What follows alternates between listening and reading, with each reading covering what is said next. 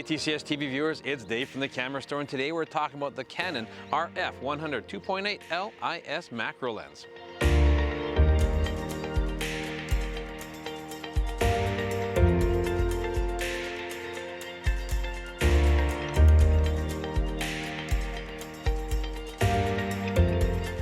When it comes to macro lenses, the first thing a lot of people think about is shooting flowers. So we came to a place called Garden Sense, which is a great greenhouse just outside of Calgary. And they've been kind enough to let us film a bunch of their flowers and their seedlings and stuff.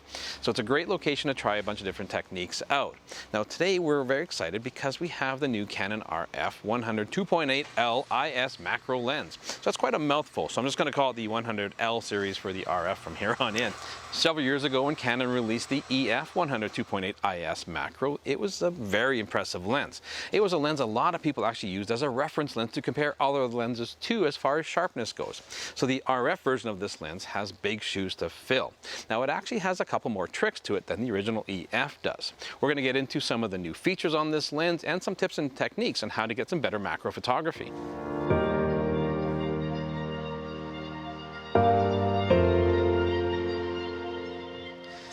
When we're talking macro lenses, there's a lot of terms that get thrown around. Now what's interesting, a true macro lens typically allows you to photograph something in 1:1 ratio.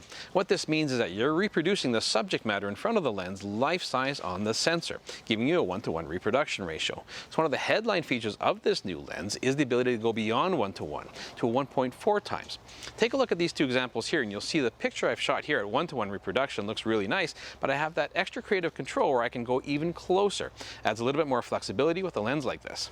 Another very interesting feature on this lens is this ring here, and it's the SA control ring. And you're like, what does SA stand for? SA stands for spherical aberration control. And it's very cool because once you've lined up your focus, you have a little bit more control of how you want your autofocus areas to look in the foreground or the background. And we can manipulate that a little bit, gives you a little bit extra creative control. If you take a look at these subjects here, you're going to see that there's a difference between the plus and the minus.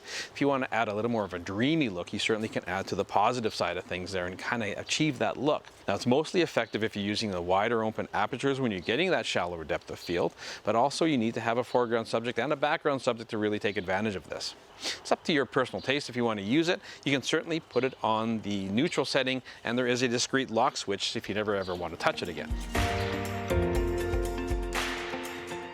I'm really enjoying shooting with this Canon RF 100 macro today, but there's a lot of tips and tricks and some equipment that I really like to work to get the most out of using a macro lens like this one. The best option to start off with is a good tripod. When it comes to photography, I can certainly just grab my body, grab a lens, and just start shooting away, but you're quickly going to find out that shooting macro photography is very challenging the closer you get to your subject. Just trying to find the frame, especially if you're into bugs, for instance. They keep moving and trying to find it in the frame, plus keeping your shutter speed up high enough that you're not going to get any kind of camera shake. Now, this lens is an optically stabilized lens, giving you up to 5 stops, which is really impressive. But if you throw it onto an R6 or an R5, like I'm shooting with today, with its in-body stabilization, you can achieve up to 8 stops. When you're hand holding, especially in macro, it is nice to have that ability to get some nice sharp shots, even at some suspect shutter speeds.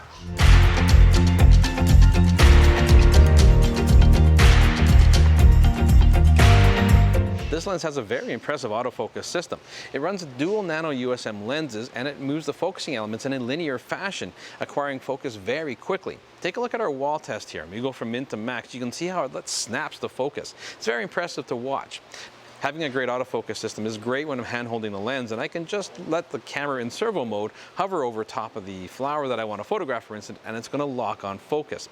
Now, the other thing when it comes to macro though is that we do use a lot of manual focus. We're taking a lot of control away from the camera. It does have a really nice focusing ring to it and has a few focusing tools which we're going to get into to help you out.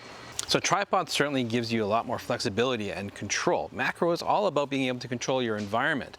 Now what I do have trouble with just on a tripod is if I want to move the camera back and forth, because this is a prime lens, I just can't zoom in closer. So I need to physically move my camera forwards or backwards. Now the problem with that is that the depth of field is so fine when you're shooting with macro lens, especially the closer you get. It's very tough to do that with just a tripod. This is where a device called the Macro Focus Rail really comes in handy.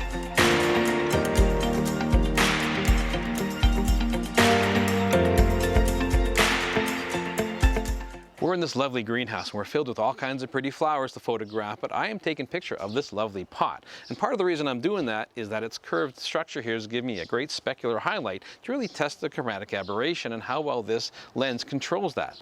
What I'm finding from my lovely pot portrait picture here is chromatic aberration is very well controlled. This lens is of course a 2.8 aperture lens, so when it's wide open you can shoot like that, which is very cool if I want to use this lens for portrait work. It does allow me to give you a nice shallow depth of field. Now if I'm shooting macro work, 2.8 is almost unusable because the depth of field is so shallow as you get super close to a subject. Now you can certainly stop it down all the way down to f32, although I would avoid that because you're going to get diffraction creeping in. But right now I'm finding this lens for me right around f8, f11 is where I'm getting my best results. So the sun has come out, it's a really bright shot and it's not making their flowers look the best. They might love the sunshine, but as far as the shadows go, it's looking a little bit harsh. So I take a shot with it like this, and you'll see what happens if I take my translucent reflector, which basically acts like kind of a cloudy day. I put this over top of the subject I want to shoot, but not within the frame. I adjust my exposure slightly, but the results I get are very pleasing.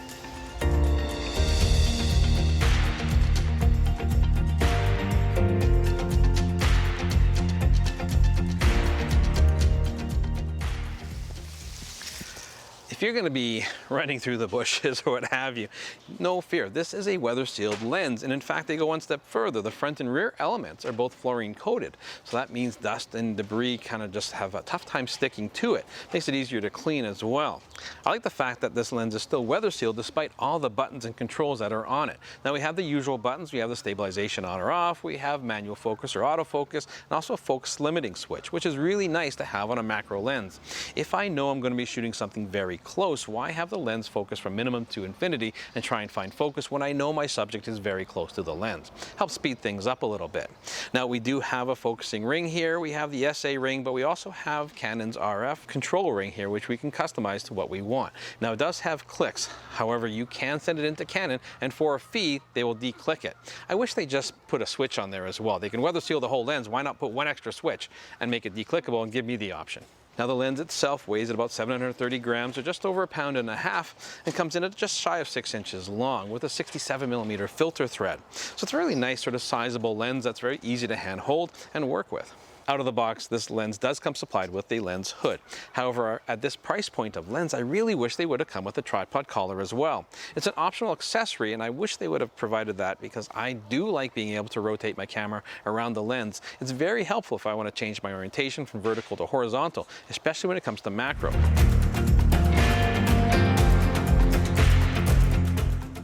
All the features of this lens are great to have, but ultimately we want incredibly sharp, detailed images with a macro lens. And we're able to achieve it with this lens. Take a look at these examples here of all these flowers I've been shooting today, and I'm able to zoom in and get some amazing quality detail. I'm seeing things I can't see with my naked eye, which is really impressive. But I want you to think of this lens as something else than just strictly for macro. I know that's what we're concentrating mainly on today because of the greenhouse we're in. However, you can use this lens as a fantastic portrait lens. It makes a great focal length, and also for art reproduction. Imagine shooting stamps or any kind of thing that's a flat plane of focus. This lens achieves that. Most lenses have a slight curved field of view, where macro lenses are designed for art reproduction, and they allow a flat plane of focus. Take a look at the shot here. I focus dead on the center, and it's just as sharp in the corners as it is dead center. With some other lenses, I need to refocus in the corners to achieve that sharpness. I've had a lot of fun here today shooting flowers with this brand new lens from Canon, and I want to thank Garden Sense for giving us the opportunity to invade their greenhouse here and take advantage of their fine flower selection. I hope you picked up some tips and tricks along the way here that's going to elevate your macro game and get some better results for you. Now, let me know what you guys think of this lens. Is it something that you're excited about and you really can't wait to try out? Does the SA control ring interest you whatsoever? Leave comments down below. Make sure you follow us on Instagram and please subscribe and hit the notification bell. We'll catch you again next time.